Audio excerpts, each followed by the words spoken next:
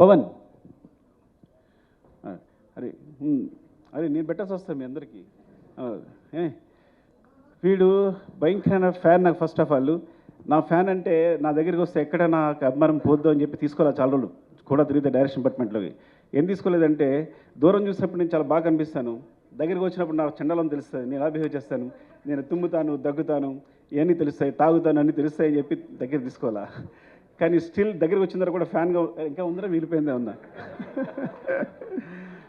So so తను మొత్తం continuity చూసుకుంటాడు, ఈచ్ అండ్ ఎవ్రీథింగ్. కంటిన్యూటీ అంటే అది మామూలు విషయం కాదు. బికాజ్ ఎన్ని తిట్లు తినాల్సి వస్తుందో. ఒకసారి హీరో చెయ్యలా అంటే ఇంకోసారి హీరో చెయ్యలా అనొచ్చు. సార్ మీరు చేయలేదని చెప్పాలి, చెప్పని చాలా కష్టపడాలి. Not hero I'm telling, every artist, ప్రతి ఆర్టిస్ట్ కూడా. అండ్ ఈ సినిమా జరుగుతున్నప్పుడే మధ్యలో చెప్పాడు, సార్ ఏం చెప్పారు నువ్వు సార్ చెప్పు. ఈ సినిమా వేరే లెవెల్ ఉంటుంది సార్, ఎవరి లెవెల్ అవసరం లేదు, ఇది వేరే సినిమా అంతే. ఈ ఫిగర్స్ ముందే ఊహించాడు తను. మొత్తం ఇండియాలో వచ్చే ఫిగర్స్ అని ముందే చెప్పాడు నాకు యాక్చువల్గా. సార్ ఈ గోస్ టు వేరే లెవెల్ సార్ ఈ సినిమా వెళ్తుంటే. Because each and every scene అదే రేంజ్లో ఉంది, ఏ సీను తగ్గట్లేదు, ప్రతి సీను కూడా మీరు మొత్తం ప్యాక్ చేస్తున్నారు. ఇది ఎక్కడ ఏ సినిమా ఈ సినిమా తప్పు చేశారని ముందు నుంచి చెప్తూ ఉన్నాడు. Thank you Pavan, love you.